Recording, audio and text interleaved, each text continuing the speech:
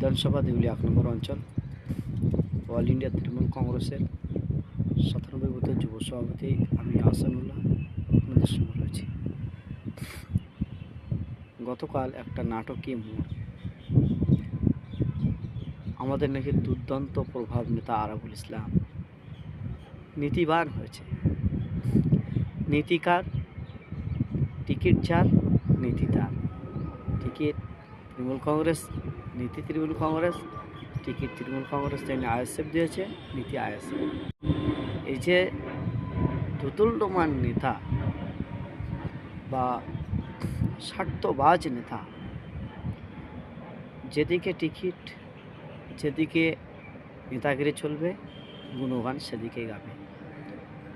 এই ২ নম্বরই বা এই দুদুল্যমান নেতা মানুষ পছন্দ করে না। তাই দেউলি ওয়ানের একটা জনসাধারণও সেদিন আরাবুল ইসলামের সঙ্গে ঘোরেনি।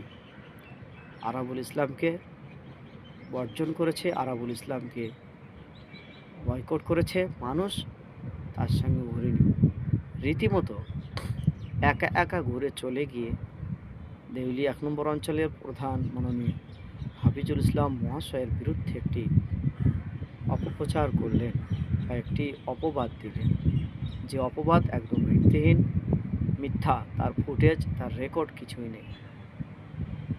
সে যে বোম নিয়ে হাতে করে দাঁড়িয়েছিল, মেশিন নিয়ে তার পাশ দিয়ে গিয়েছিল, তার কাছে ফোন ছিল না, তার কাছে প্রশাসন ছিল না, কিছু তারা বলল না। এই ভিত্তিহীন কথা আজ ২০২৬ বিধানসভা ইলেকশনের সময় এসে জনগণকে বলবে না, জনগণ বিশ্বাস করে তার মর্যাদা দেবে, এটা হতে পারে না। এটা দেউলি ওয়ানের মাটি, ক্যানিং পূর্বের মাটি, এটা দক্ষিণ ২৪ পরগনার শক্ত ঘাঁটি ক্যানিং পূর্ব। এই ক্যানিং পূর্ব এক সময় শক্ত ছিল, আজও এই ক্যানিং পূর্ব শক্ত আছে।